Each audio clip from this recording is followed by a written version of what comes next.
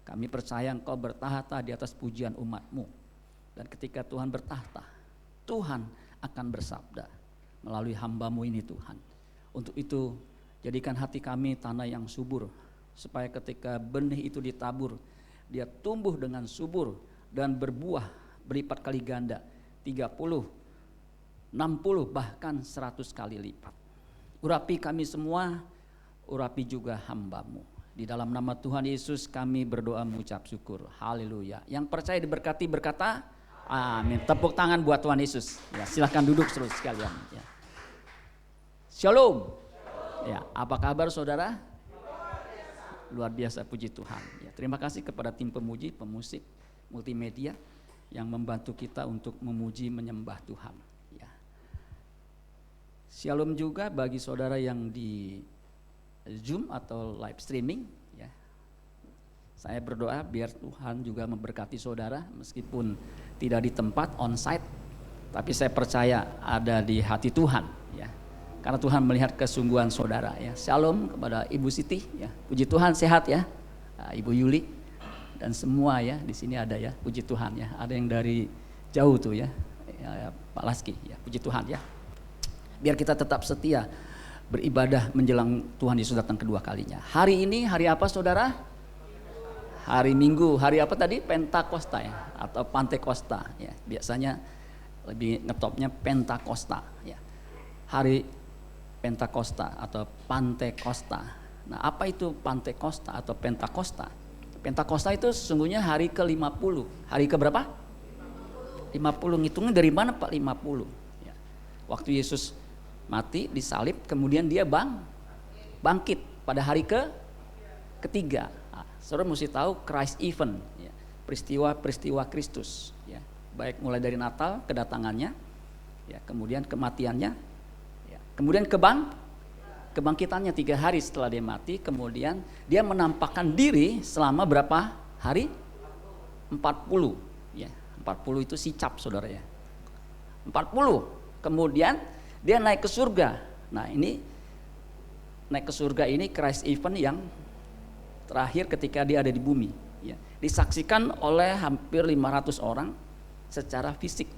Jadi Yesus naik sampai pandangan mereka tidak mampu lagi melihat. Karena Yesus naik ke atas.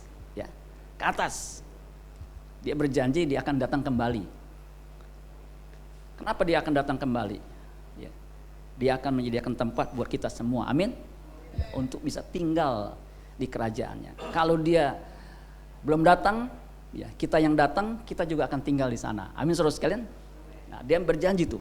Nah, Christ event yang terakhir itu, yang kesekian, ke-7, itu belum kita peringati. Nah, hari ini kita akan memperingati yaitu pencurahan Roh Kudus. Karena setelah itu, setelah 40 hari menampakkan diri kemudian naik ke surga, 10 hari Roh Kudus dicurahkan. 40 tambah 50 tambah 10 itu 40. Nah, itu persis hari Pentakosta bagi orang Yahudi, ya. Jadi 40 tambah 10 hari ke-50 atau 7 minggu.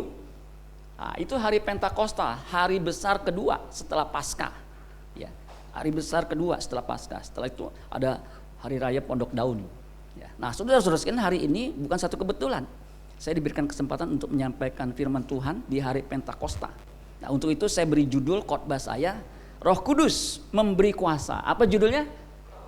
Roh Kudus. Nah, bisa nggak Pak ya? Roh Kudus memberi kuasa. Nah, kuasa seperti apa yang Roh Kudus berikan? Dan kepada siapa kuasa itu diberikan? Jawabannya kepada siapa? Kepada siapa? Murid-murid, orang percaya. Kuasanya itu seperti apa? Nah, saya akan jelaskan. Ternyata kuasanya itu amazing. Katakan amazing. Artinya luar biasa, begitu impresif. Nah, kadang-kadang kita nggak menyadari kuasa Roh Kudus itu begitu dahsyat. Ya, biasa aja kali begitu. Ternyata luar biasa. Kalau nggak ada Roh Kudus dalam hidup saudara, tadi itu rohmu yang menguatkan, kita nggak bisa bertahan. Sebab Yesus berkata, di luar aku kamu tidak dapat berbuat apa-apa. Makanya ketika amanat agung diberikan, pergilah jadikanlah semua bangsa muridku, baptislah mereka dalam nama Bapa, Anak dan Roh Roh Kudus, dan ajarlah mereka melakukan segala sesuatu yang telah kuperintahkan kepadamu, dan ketahuilah apa?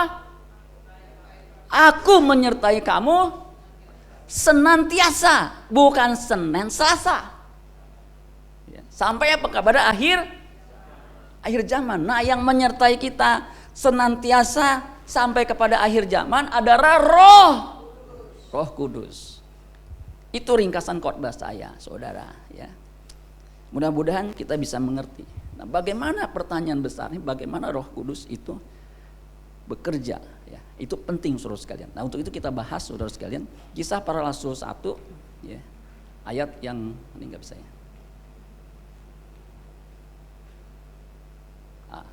Saya akan bacakan, saudara sekalian. Kisah 1 ayat 1 dikatakan, Hai Theophilus. Jadi surat Kisah Para Rasul ini ditujukan kepada Theophilus. Dalam buku yang pertama dari Dr. Lukas, siapa nama bukunya? Injil Lukas, ya. Nah, itu tadi main keyboard itu namanya Lukas, itu diambil dari sini, ya.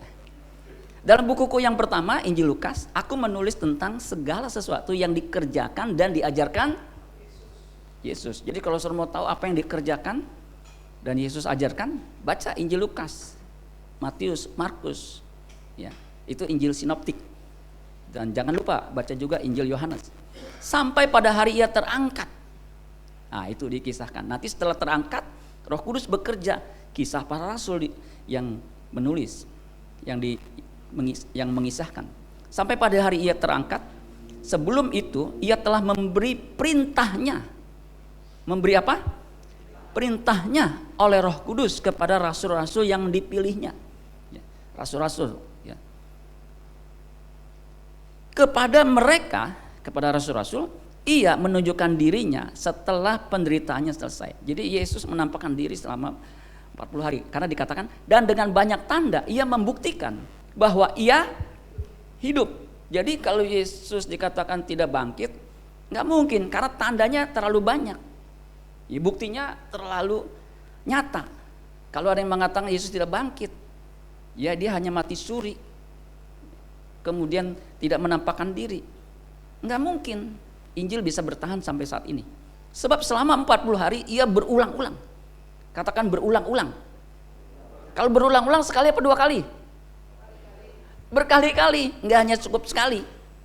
Ya, Alkitab mencatat terus minimal 10 kali yang ditulis. Menampakkan diri dan berbicara kepada mereka tentang kerajaan Allah.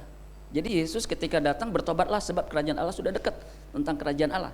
Setelah dia bangkit, dia menampakkan diri. Obrolannya, ajarannya tentang kerajaan Allah, Kingdom of God. Ayat 4. Ya. Nah, pada suatu hari ketika ia makan bersama-sama dengan mereka, jadi makan. Kira-kira kesukaannya Tuhan Yesus makanannya apa? Hah? Ikan asin. Ikannya bener, tapi dia nggak doyan ikan asin, dia doyannya ikan bakar. Ya, yang dibakar itu katanya ikan Petrus, ya, bukannya Petrus yang dibakar, ikan Petrus. Nggak tahu namanya ikan Petrus, ya. Jadi ikan bakar. Ah, itu dia makan tuh. Kalau sudah baca Alkitab, memang dia makan itu. Ia melarang mereka, ya, meninggalkan Yerusalem. Jadi waktu makan, nah, kasih pesan dan menyuruh mereka tinggal di situ. Tinggal di mana? Tinggal di mana? Di situ, di Yerusalem. Di mana? Loteng atas. Ngapain tinggal di situ? Menantikan janji Bapa. Apa itu janji Bapa? Roh Kudus akan dicurahkan sesuai dengan kitab Nabi Yoel ayat 2, pasal 2 ayat 28. Aku akan mencurahkan rohku ke atas manusia. Yang demikian katanya, telah kamu dengar daripadaku, sebab Yohanes membaptis dengan air. Ya, kalau dibaptis pakai air, saudara. Tetapi tidak lama lagi kamu akan dibaptis dengan Roh Kudus. Jadi baptisan Roh Kudus itu sesungguhnya pencurahan Roh Kudus ke atas manusia. Maka bertanyalah mereka yang berkumpul di situ, Tuhan, maukah engkau pada masa ini memulihkan kerajaan bagi Israel? Ini murid-murid masih tidak paham. Kerajaan Yesus itu bukan kerajaan dunia ini. Yang ada di Palestina itu bukan. Tapi kerajaannya kerajaan sorga. Amin, saudara sekalian. Jawabnya, engkau tidak perlu mengetahui masa dan waktu yang ditetapkan Bapa sendiri menurut kuasanya. Nah, Kemudian dikatakan ayat 8, nah ini ayat sentralnya, ayat emasnya. Tetapi kamu akan menerima apa? Kuasa. Katakan kuasa. Karena judul renungan kita pada hari ini adalah Roh Kudus memberi kuasa. Nanti saya akan jelaskan kuasa seperti apa yang kita terima dari Roh Kudus. Kalau Roh Kudus turun ke atas kamu, jadi syaratnya kuasa itu diberikan, kuasa itu kita terima kalau Roh Kudus turun. Kalau Roh Kudus enggak turun, kuasa itu kita bisa terima enggak? Enggak bisa. Sama nih kalau saya tidak memberi uang misalnya ya, 10.000, saudara enggak akan terima dong. Masa saudara rampok? Enggak mungkin ya. Kemudian dikatakan dan kamu. Nah kata dan ini menyambung, sambungan. Jadi Roh Kudus turun sehingga kita terima kuasa dan kamu akan menjadi apa? Saksiku. Kunya ini siapa? Yesus. Saksi Yesus, saksi Kristus. Jadi kuasa dan menjadi saksi tidak bisa dipisahkan. Ya. To be menjadi satu bagian. Bukan hanya tuduh bersaksi tetapi to be menjadi bagian. Jadi bersaksi itu bukan hanya sekedar bicara dengan perkataan, tapi bersaksi harus dengan perbuatan, dengan tingkah laku, dengan keberadaan kita. Amin saudara sekalian. Makanya saksi Kristus, orang itu harus seperti Kristus. Kalau orang itu tidak seperti Kristus, tidak Kristianos, tidak Kristen, sulit untuk menjadi saksi, malah jadi batu sandungan. Kristen seperti ini, begitu saudara. Dia lebih jahat dari yang bukan Kristen. Bagaimana saya mau jadi Kristen? Harusnya Kristen itu baik. Amin saudara sekalian. To be, being, keadaannya, keberadaannya. Bukan hanya tuduh di gereja angkat tangan, menyembah Tuhan, nangis-nangis, keluar air mata, air hidung, air liur, semua. Tapi di rumah angkat tangan, pukul istrinya, kiri kanan depan belakang atas bawah. Kira-kira ini bisa jadi saksi nggak? Ada pendeta yang tangannya kayak halilintar, ketika di khotbah kebapaan, tapi kalau di rumah kesetanan. Ketika dia khotbah, istrinya makan kacang, ngomong sama ember, saudara-saudara sekalian, suami ngomong sama ember, gitu saudara. Sebab apa? Enggak jadi kesaksian. Di sini nggak ada saudara sekalian ya, nggak ada yang ngaku saudara ya. Jadi akan menjadi saksi. Kuasa Roh Kudus itu memungkinkan kita menjadi saksi. Itu inti khotbah saya. Di mana? Di mana saudara? Yerusalem. Kemudian di mana lagi? Yudea. Yerusalem kota, Yudea provinsi. Kemudian Samaria. Samaria itu lintas provinsi dan sampai ke ujung bumi, bukan ujung kulon.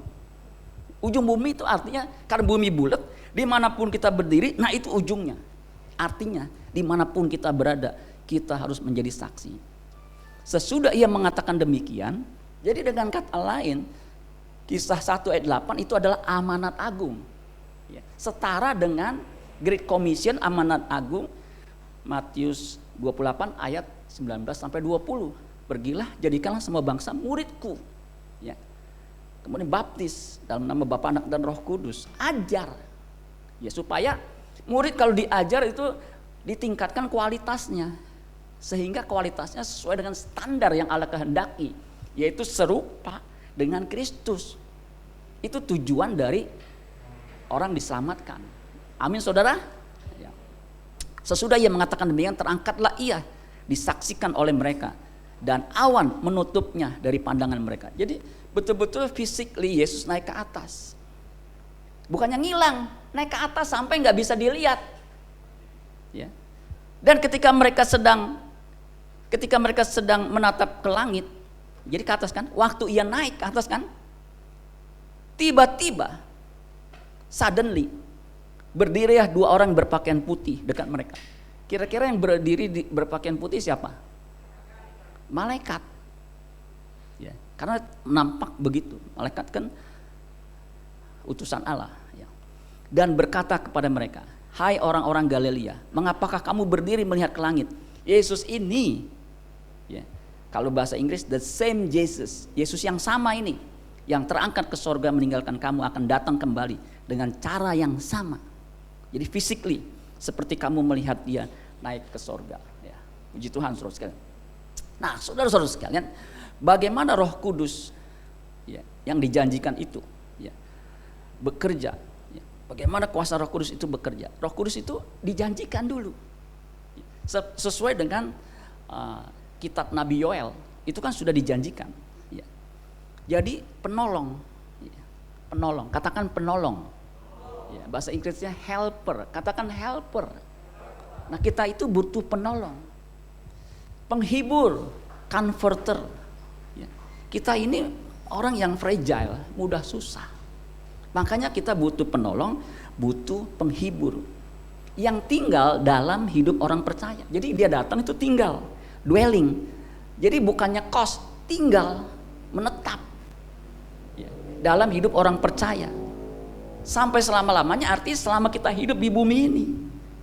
Ya, ketika kita menutup mata, kita ada di keabadian. Itu udah lepas, karena kita tinggal ya, sempurna di kerajaan surga.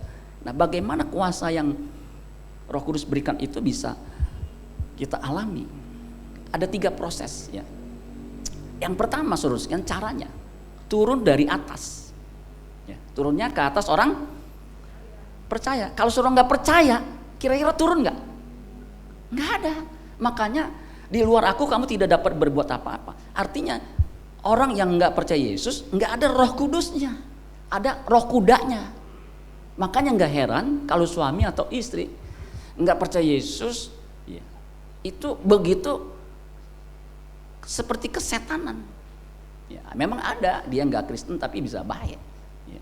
Tapi belum dipicu aja ya. Jadi turun ke atas orang percaya, tujuannya menjadi saksi yang tadi saya sudah katakan.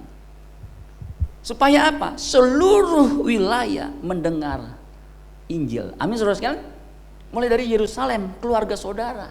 Makanya pergumulan kita adalah rumah tangga kita. Kita harus doakan suami, istri, anak, cucu, menantu, mertua. Yang belum percaya Yesus itu tanggung jawab saudara. Tanggung jawab kita semua. Amin. Nah, kita akan bahas yang pertama ya. Roh Kudus turun ke atas orang percaya. Itu Yesus sudah bilang di Lukas pasal 24 ayat 49. Dikatakan begini, saya akan bacakan. Lihatlah ya. Ini kata seru, bahasa Inggrisnya behold atau watch atau listen ya. Itu kata seru ya. Kata seru itu biasanya saudara sekalian dituturkan atau diucapkan itu karena ada sesuatu yang penting. Kata seru itu begitu ya. Behold, perhatikanlah ya. Waktu Allah berbicara, dia kata behold atau dengarkanlah atau perhatikanlah atau lihatlah, itu kita harus perhatikan karena itu pasti penting. Look, listen, watch, notice, itu penting. Lihatlah, aku akan mengirim kepadamu apa yang dijanjikan Bapakku. Jadi yang mengirim Roh Kudus itu siapa? Tuhan Yesus ya. Mengirim kepadamu apa yang Bapa janjikan, yang di Yoel 2 ayat 28 itu yang akan dicurahkan ya. Itu dijanjikan ya. Jadi kata mengirim di sini ya, saya perhatikan ya, kebetulan saya belajar Yunani walaupun nggak sampai mendalam ya, nggak sampai expert, tapi minimal saya tahu ketika diperhadapkan dengan kata aku akan mengirim, itu ternyata bentuknya, grammarnya, kalau bahasa Inggris kan grammarnya kalau nggak salah ada 8 apa berapa tuh ya, 8 ya, ada apa 16 ya, 16 ada present tense, past tense, future tense, present continuous tense, segala 16 ya, 16. Kalau Yunani banyaknya lebih daripada bahasa Inggris. Nah ketika saya cari tahu ini kata kerja aku akan mengirim, itu ternyata present indicative aktif. Apa itu present indicative aktif? Kalau padanannya itu present continuous tense, artinya sedang berlangsung dan akan terus berlangsung. Ya, makanya ada kata behold, perhatikanlah. Ya, kalau bahasa Inggris look, I am sending you. Nah, itu tuh. Present continuous. I am sending you what my father promised. Aku akan mengirim kepadamu apa yang Bapa janjikan. Nah, kata present continuous itu akan segera. Itu biasanya ada prediksi, ada proyeksi, ada rencana dekat. Dan betul saudara. Ya. Setelah 10 hari Yesus naik, itu namanya continuous tense, itu nggak lama. Misalnya, saya akan pergi ke Yerusalem. Kira-kira kapan saya perginya? Hah? Enggak tahu. Kalau saya bilang nanti saya akan pulang setelah kebaktian ini, kira-kira kapan saya pulang? Soal bisa prediksi nggak? Habis kelar kebaktian, kira-kira jam, paling juga kalau dia ngedondol di sini, ya paling jam 1, jam setengah 2. Itu present continuous. I'm going home. Nah sama itu juga begitu. Aku akan mengirim. Artinya ini segera akan pasti terjadi. Tidak mungkin tidak terjadi. Itu indikasinya. Amin saudara sekalian. Nah, sebagaimana Yesus dengan pasti akan mengirim Roh Kudus dan itu betul-betul digenapi. Begitu juga ketika saudara percaya Yesus, Roh Kudus diam dalam diri saudara. Amin. Itu yang harus diactivate, harus diaktifkan dalam diri kita. Bukan hanya untuk berkhotbah kita butuh urapan, tapi dalam bekerja dalam lingkungan apapun kita butuh urapan Tuhan. Amin saudara sekalian. Kalau hamba Tuhan nggak ada urapannya, pelayanannya urakan, maka nggak heran hamba Tuhan melayani, tetapi karakternya buruk. Ya. Namun kamu harus tinggal di dalam kota ini sampai kamu diperlengkapi dengan kekuasaan dari tempat tinggi. Ternyata kuasa itu datangnya dari tempat tinggi. Jadi kita mendapatkan kekuasaan dari tempat tinggi. Kalau tempat tinggi, ya kalau manusia aja, kalau saudara dapat pemberian dari presiden, pasti prestisius, pasti berharga, betul nggak? Presiden masa belinya cuma cendol? Nggak mungkin kan? Pasti sesuatu yang luar biasa. Nah sama saudara sekalian, kalau itu dari tempat maha tinggi, pasti itu sesuatu yang luar biasa. Yang setuju katakan amin. Nah sekarang saudara sekalian, itu dibuktikan di Kisah Para Rasul. Nah ini kan hari Pentakosta. Kisah Para Rasul 2 ayat 1 dikatakan begini, saya akan bacakan. Ketika tiba hari Pentakosta, itu hari ke-50, di mana bangsa Israel pada saat itu, perjanjian lama itu merayakan Pentakosta. Nah Pentakosta itu diadopsi menjadi perayaan umat perjanjian baru sebagai hari pencurahan Roh Kudus. Karena itu hari pengucapan syukur atas panen gandum. Nah kita itu bukan hanya jasmani gandum, makan minum. Karena kerajaan Allah bukan soal makan minum, tetapi soal apa? 3. Yang pertama, kebenaran. Yang kedua, sukacita. Kebenaran, damai sejahtera, sukacita oleh Roh Kudus. 3 itu. Kerajaan Allah bukan soal makan minum, tapi soal kebenaran, damai sejahtera, sukacita oleh Roh Kudus. Jadi kalau itu tidak ada dalam diri saudara 3 itu persoalan. Kalau hanya persoalannya hari ini saya mau makan ayam, adanya cuma tahu, tempe, kerupuk, kecap, kangkung, bukan masalah, amin. Tapi kalau nggak ada kebenaran, nggak benar hidup saudara, itu jadi persoalan. Makanya Roh Kudus ditempatkan dalam diri saudara supaya memimpin kepada seluruh kebenaran, supaya hidup saudara benar. Kalau hidup saudara benar, saudara bisa menjadi saksi. Itu penting saudara. Makanya dikatakan ketika tiba hari Pentakosta, semua orang percaya berkumpul di satu tempat. Makanya ibadah itu penting saudara. Jangan tinggalkan ibadah.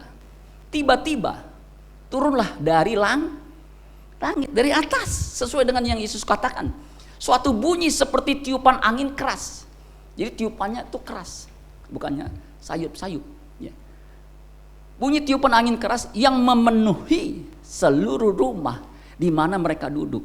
Jadi ketika mereka duduk berdoa, Roh Kudus turun.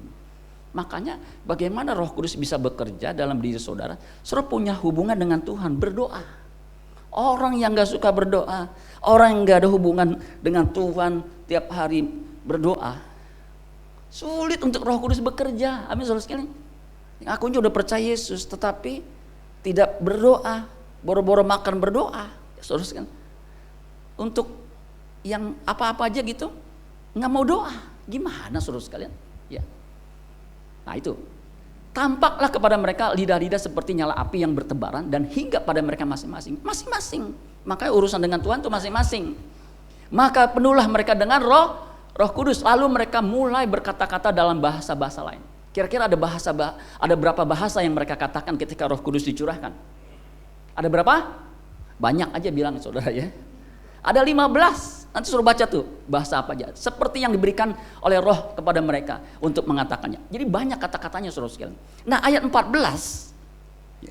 Ini Petrus khotbah. Ya. Di ayat 14 itu Petrus khotbah. Saya waktu membaca ayat ini, saya coba merenungkan ada sesuatu yang luar biasa. Maka bangkitlah Petrus. Siapa? Petrus, murid yang paling senior lah. Karena usianya mungkin lebih tua daripada Yesus. Yang paling muda namanya siapa? Yohanes. Ya. Bangkitlah Petrus berdiri. Nah, kayak seperti saya ini. Ya. Dengan ke-11 rasul itu. Jadi 12 dong Pak, bukan satu udah meot. Iya. Itu si Yudas kan udah mati, gantung diri di pohon beringin. Nggak tahu pohonnya ya. Mati digantiin sama Matias. Jadi 11 lagi. Karena rasul itu mesti 12. Ya. Kemudian dikatakan apa? Berdiri kan dengan suara nyaring. Anak tadi ya. Hai. Dengan suara nyaring ia berkata kepada mereka, "Hai kamu orang Yahudi dan kamu semua yang tinggal di Yerusalem." Ingat tuh, di Yerusalem di loteng atas. "Ketahuilah dan camkanlah perkataanku ini." Itu khotbah saudara. Yang saya renungkan begini. Kalau saudara nanti baca sampai selesai, ya saya bacain dulu deh ya. Ayat 40. Dan dengan banyak perkataan lain lagi. Jadi banyak tuh, bukan hanya 1-2 kata. Ia memberi suatu kesaksian yang sungguh-sungguh. Jadi dalam khotbah juga ada kesaksian. Ya. Dan ia mengecam. Dalam khotbah juga ada yang dikecam. Dosa kita mesti kecam. Dan menasihati, ada nasihat supaya kita lebih bijaksana. Katanya, berilah dirimu diselamatkan dari angkatan yang jahat ini. Jadi saudara sekalian, kita harus hidup dalam pertobatan. Harus diselamatkan. Supaya bisa diselamatkan, kita harus memberi diri kita. Nah ayat 41. Orang-orang yang menerima perkataannya itu memberi diri diapain? Dibaptis sesuai dengan amanat agung. Dan pada hari itu jumlah mereka bertambah kira-kira berapa? Kira-kira 3.000. Artinya 3.000 itu banyak. Dari 12, 17, 120 langsung lompat. Dalam dunia statistik ini lompatan yang luar biasa. 3.000, nanti 5.000 dan selanjutnya. Nah kalau khotbah ini kan kurang lebih nggak sampai ratusan ya. Ini butuh sound system berapa nih? 2.500 kali ya. Ya anggap 2.500. Kalau saya nggak pakai sound system, saudara masih bisa dengar karena ruangannya seperti ini. Tapi ketika ruangannya terbuka, outdoor, jumlahnya 3.000, saya ngomong sekencang apa bisa saudara? Kira-kira sekencang apa? Saudara, itu saya ngomongnya mesti begitu. Kalau saya ngomong seperti itu 10 menit, langsung urat saya bukan hanya keluar, utus. Ternyata itu butuh kuasa, amin saudara sekalian. Nah kuasa seperti apa itu? Saya cari tahu kuasa seperti apa. Ternyata ada kuasa dari 5 kuasa Roh Kudus itu diberikan kepada Petrus. Makanya bisa 3.000 orang dengar. Kalau nggak dengar, nggak mudeng, nggak ngerti bagaimana bisa bertobat. Itu kuasa yang namanya Eko tahu ya? Yang menggemakan sehingga orang dengar. Ini kan ada ekonya nih, walaupun nggak ngung. Ada yang bisa menggemakan. Makanya ada subwoofer. Nah, ini subwoofer. Ada sound system, ada power apa namanya itu? Nah, ini yang bisa menggemakan. Itu ternyata Roh Kudus yang mengerjakan. Amin saudara. Makanya 3.000 orang bertobat. Ketika Petrus khotbah memberi kesaksian. Kesaksian itu apa yang dia dengar, apa yang dia lihat, apa yang dialami, dia sampaikan dengan kuasa Roh Kudus sehingga mereka bertobat. Nah, tadi saya sudah katakan Roh Kudus itu akan menyertai kita sampai kepada akhir zaman.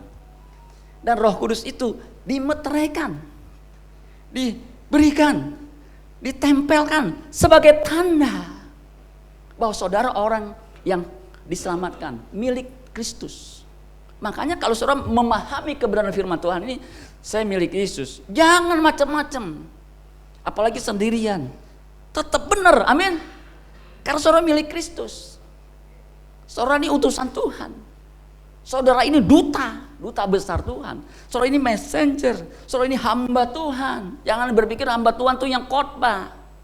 Tapi kita semua, karena dimeteraikan oleh Roh Kudus.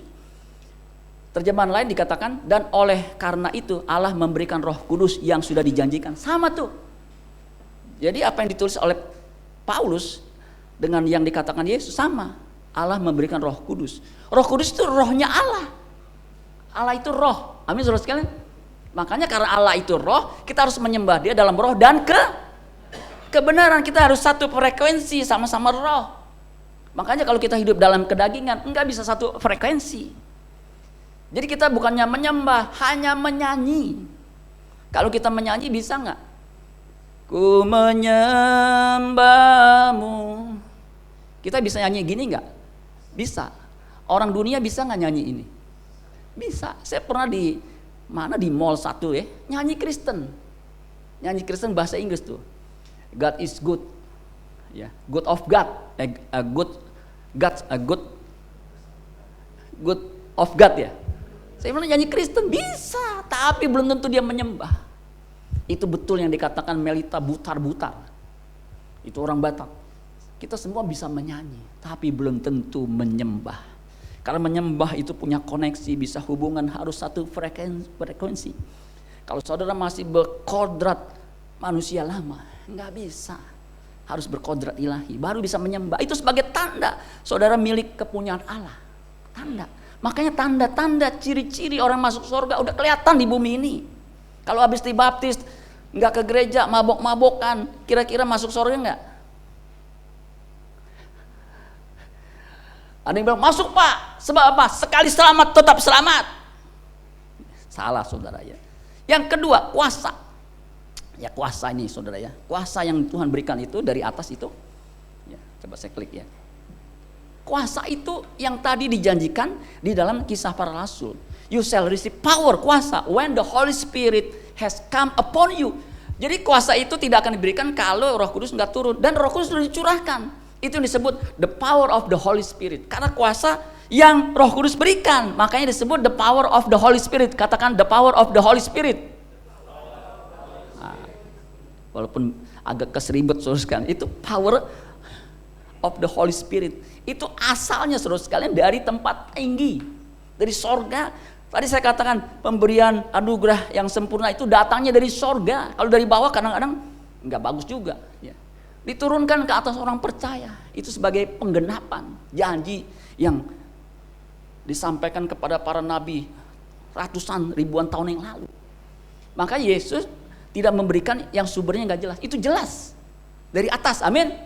Kita punya Allah juga yang jelas. Bapa kami yang di surga, ada tahtanya di surga. Memang rohnya memenuhi kita. Bisa ada di mana-mana. Sumbernya jelas. Bukan dari dunia ini. Ya. Tapi berasal dari tempat yang sama di mana Yesus berasal. Nah, saudara-saudara sekalian, selanjutnya ya, karena waktu juga saudara sekalian. Di Efesus itu juga saudara sekalian, kalau saudara baca Efesus yang 1 tadi kan ayat 13. Roh Kudus dimeteraikan, diberikan sebagai tanda milik, ya, jaminan bahwa kita akan masuk surga. Nah, di Efesus 1 ayat 19 dan 20 ya. Itu terjemahan bahasa Indonesia masa kini. Bicara soal kuasa. Kuasanya seperti apa? Dan betapa hebatnya Allah bekerja dengan penuh kuasa. Jadi kuasa itu ternyata begitu hebat. Bisa bekerja. Ya. Memenuhi di dalam diri kita. Penuh kuasa dalam diri kita yang percaya. Jadi syarat kalau kita mengalami kuasa Tuhan harus percaya Yesus. Kuasa Allah itu jelas tuh. Sama ya, bisa saya ini nih. Kuasa Allah ini. Kuasa Allah itu sama, ya. Sama, ya. Sama, kemudian dikatakan apa? Kuasa Allah itu sama seperti kuasa luar biasa yang dipakainya ketika menghidupkan kembali Kristus dari kematian. Itu kuasanya sama tuh. Yesus kan mati kemudian bangkit, betul-betul mati. Secara medis itu terbukti Yesus itu mati. Yang paling menohok, yang tidak bisa tidak menyimpulkan Yesus mati itu ketika lambungnya ditusuk, bukan hanya air yang keluar, bukan hanya darah yang keluar, tapi air, darahnya udah tinggal dikit keluar air. Orang nggak mungkin hidup tanpa darah dan tanpa air. Saudara coba tidak minum, tidak makan selama 3 hari, lemes. Tidak makan, tidak minum selama 6 hari, meot, UGD. Ya, jadi jelas, kuasa itu luar biasa. Dan dikatakan apa? Memberi apa? Ketika menghidupkan kembali Kristus dari kematian, itu kuasa Roh Kudus. Ya. Dan memberikan kepadanya kedudukan tertinggi bersama-sama dengan Allah di surga.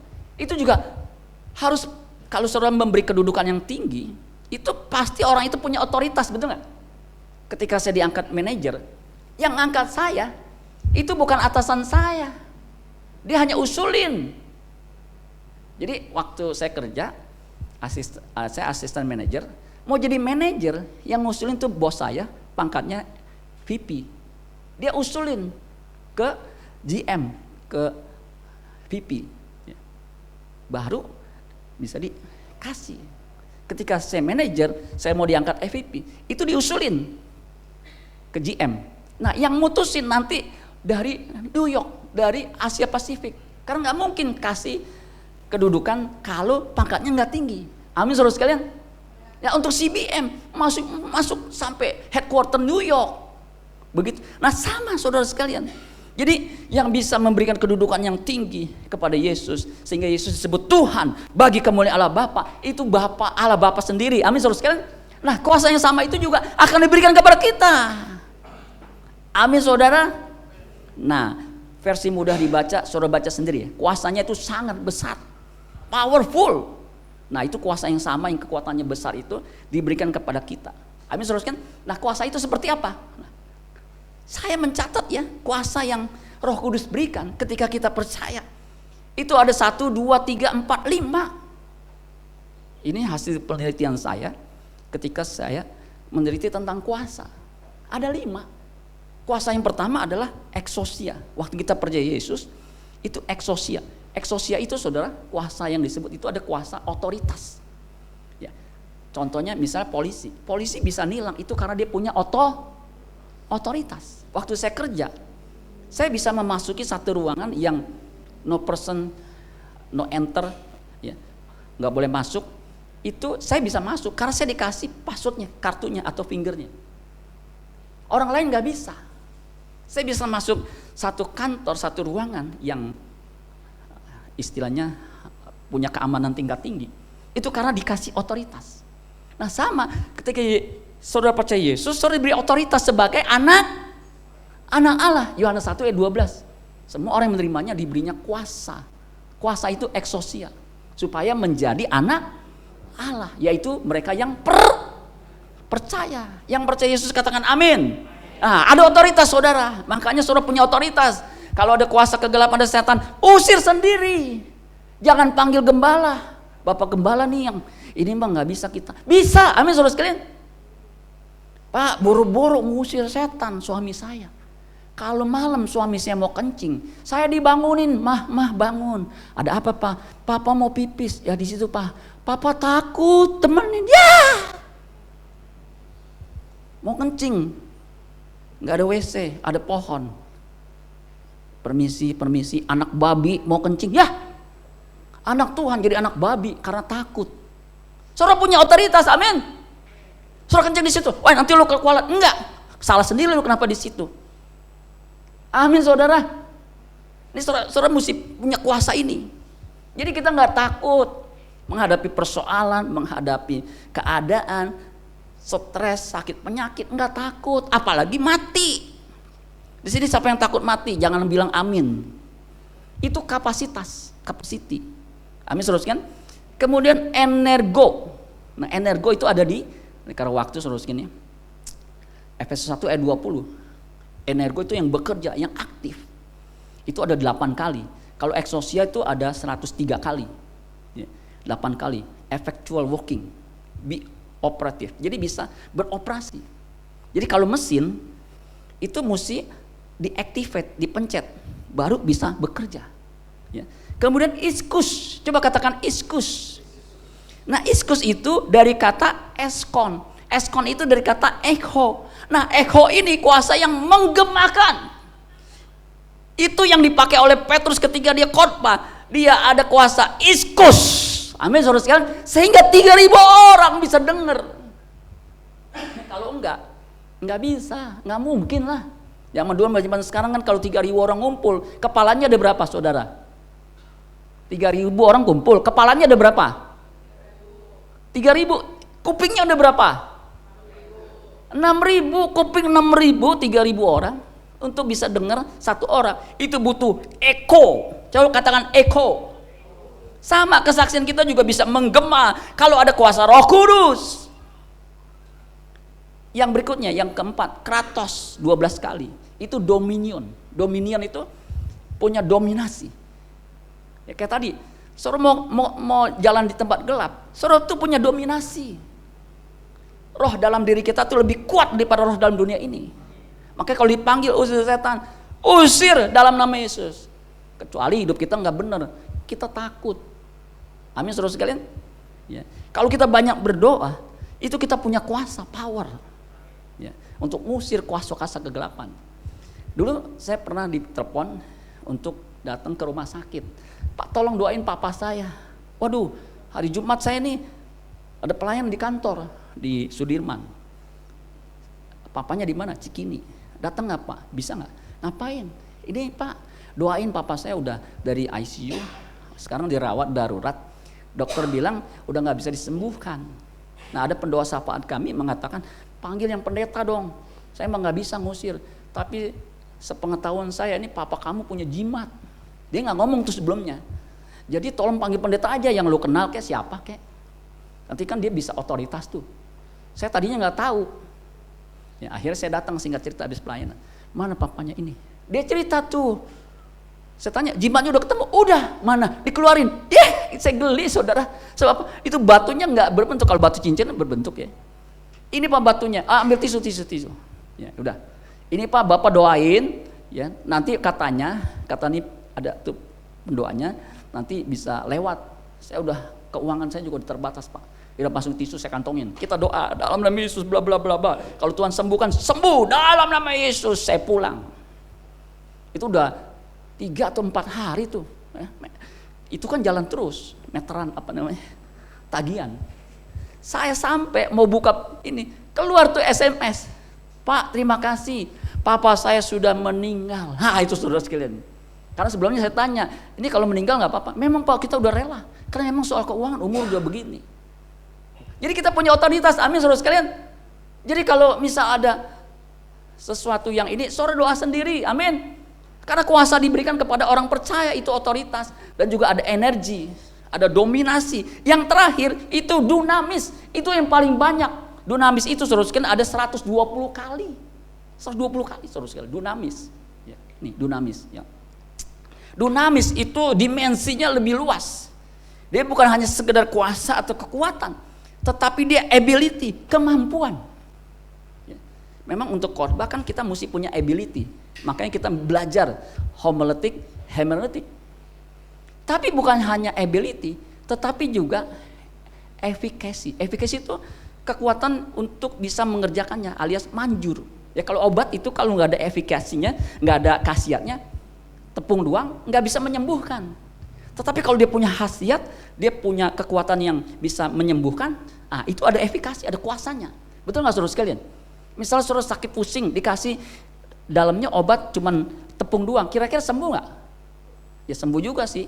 Karena apa? Daya tahan tubuh saudara. Tapi kalau betul-betul dikasih misalnya paracetamol, ya itu panas akan hilang. Amin saudara sekalian. Itu punya efikasi, kemanjuran. Ya, begitu. Jangan kopi panas supaya dingin, so kasih paracetamol. Kenapa? Menurunkan panas. Ya kagak, saudara biarin aja kalau kopi mas, saudara ya. Kemudian apa? Kuasa untuk apa? Miraculous power. Katakan miraculous power. Kuasa yang menyembuhkan. Makanya kalau hamba-hamba Tuhan yang sakit maju ke depan, itu kuasa Roh Kudus. Miraculous power. Makanya murid Yohanes Pembaptis mengatakan, coba tanyain, apakah Yesus itu betul-betul Mesias yang dijanjikan? Ketika murid Yohanes datang kepada Yesus, apa yang Yesus ngomong? Lihat, orang buta melihat, orang lumpuh berjalan, orang budak mendengar, yang kusta menjadi tahir, yang mati dibangkitkan. Itu pakai apa? Power apa? Miraculous power, betul nggak? Kemudian yang terakhir, bukan hanya yang buta melihat, yang lumpuh berjalan, yang kusta tahir, tetapi yang miskin. Yang miskin. Ayatnya di mana, Bro yang Pak yang? Matius 11 ayat 5. Yang miskin. Coba bisa dibuka nggak ya? Nggak ada di sini. Itu juga miraculous power. Yang miskin masih salah. Matius 11 ayat 5. Ini penting. Waktu saya renungkan ayat ini, kenapa ya? Kalau orang miskin maunya apa? Kalau seorang miskin maunya apa? Kaya. Betul nggak? Makanya waktu remaja saya bilang, saya mesti kaya. Udah kerja 20 tahun, ya kagak kaya-kaya amat, saudara. Karena bukan itu yang miskin diberitakan kabar baik, gospel. Makanya bahasa Inggris the poor is gospelized. Gospelized itu kata kerja bahasa Inggris, artinya digospelisasi, diinjili supaya hidupnya sepadan dengan Injil Yesus. Kalau sepadan dengan Injil Yesus, saudara akan menjadi saksi yang efektif. Itu butuh miraculous power, butuh energi. Karena orang untuk berubah butuh energi, betul nggak? Saudara, untuk memindahkan ini dari sini ke situ butuh energi nggak? Butuh. Ini kan ada beratnya, masanya. Makanya energi itu rumusnya mc². Ada massa, ada kecepatan, dipangkatin 2, baru itu energi. Kalau nggak bisa, sama kita berubah ini. Nggak bisa kayak Power Ranger, berubah. Nggak bisa. Untuk ganteng aja harus punya effort, betul nggak? Nggak bisa ngaca. Bilang, saya ganteng, sehari 3 kali, pagi, siang, dan malam. Di depan kaca, nanti ganteng. Enggak. Kalau saya bilang, saya ganteng. Jangan sering-sering. Kenapa? Bohong itu dosa. Nggak bisa, saudara sekalian. Jadi kuasa itu yang disebut energi, power, resources, itu ada di Kisah 1 ayat 8. Itu diberikan kepada kita. Kalau Roh Kudus turun, tujuannya supaya kita bisa menjadi saksi. Jadi dunamis itu diberitakan, saudara sekalian. Gak bisa ya? Dunamis itu diberikan, saudara, tujuannya supaya kita bisa menjadi saksi. To be. Makanya you shall be atau you will be witnesses atau my witness. Menjadi saksiku, plural, my witnesses. To be. Ya. Coba katakan to be. Kenceng, saudara. To be. Itu menjadi being. Keberadaannya. Ya. To be itu ada lagu dangdutnya, saudara. Ada tahu lagu dangdut yang to be? To be, tan, saudara. Jadi itu menjadi, makanya nggak heran, saudara, kalau saudara baca di situ ya, di Kisah Para Rasul. Ya. Kisah Para Rasul wilayah, ini kok udah langsung loncat ya. Nah itu, semakin banyak dari 120 bisa 3.000, akhirnya jadi murid. Nah itu sasarannya, saudara sekalian, itu kuasa Roh Kudus. Nanti ininya adalah seluruh wilayah. Nah nggak heran, saudara sekalian, pada zaman Rasul itu udah ribuan orang, bukan hanya di Yerusalem, Yudea, Samaria, sampai ke ujung bumi. Kalau saudara perhatikan perjalanan penginjilan Paulus itu sampai ke Asia, sampai ke Eropa. Nah itu dimulai dari mana? Dari Yerusalem ya, awalnya. Makanya saudara sekalian, pergumulan saudara dan saya kalau ada keluarga yang belum diselamatkan, Yerusalem. Tapi secara simultan kita juga jangan berhenti, tetap mesti menyelamatkan jiwa-jiwa di sekeliling kita, di Yudea kita, Samaria, atau di manapun kita berada, hingga wilayah itu jadi lebih luas. Dan Injil itu bisa menggema, harus menggema. Itu karena ada kuasa Roh Kudus. Dan kuasa Roh Kudus itu saudara akan terima ketika saudara punya hubungan dengan Tuhan. Ketika mereka duduk, Roh Kudus dicurahkan. Makanya kalau sudah percaya udah ada Roh Kudus, tetap hidup dalam kekudusan. Amin, saudara sekalian. Sebab tanpa kekudusan kita tidak akan melihat Tuhan, nggak akan melihat Allah. Boro-boro mengalami Allah, nggak bisa. Nah kalau saudara baca itu, kekristen sampai saat ini, tahun 2024 ini, ada 2,4 miliar orang sudah terima Yesus, sudah percaya. Itu menurut penelitian. Jadi kekristenan itu luar biasa, 2,4 miliar. Itu banyak sekali, saudara, dari 7 miliar orang, 1,8 orang Islam, kemudian orang Hindu sekian miliar, orang Buddha ratusan juta. Saudara nanti bisa lihat sendiri. Jadi bagaimana Roh Kudus itu bekerja? Ya, Roh Kudus bekerja, dia turun ke atas orang percaya supaya orang percaya bisa menjadi saksi. Itu tujuannya, sehingga seluruh wilayah dimanapun kita berada kita mendengar. Makanya saudara sekalian, kita harus bersaksi. Amin. Kenapa kita harus bersaksi? Karena Roh Kudus ada dalam diri kita, dan itu perintah Tuhan supaya kita bersaksi. Amin saudara sekalian. Ya, jadilah saksi Kristus dimanapun kita berada, sebab Roh Kudus ada dalam diri saudara. Tepuk tangan buat Tuhan Yesus yang kencang saudara sekalian. Ya. Amin buat firman Tuhan. Saya undang kita bangkit berdiri. Kita nyanyikan lagu Ku Buka Hati.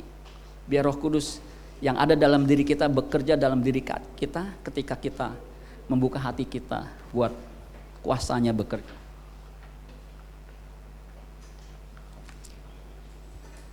F. Roh Kudus, Kau hadir di sini untuk memberkati kami, untuk mengingatkan kami, untuk memimpin kami, bahkan mengajarkan segala sesuatu supaya kami bisa mengerti dan bertindak selalu sesuai dengan kehendak Allah. Ya. Haleluya. Ya, F. Ya.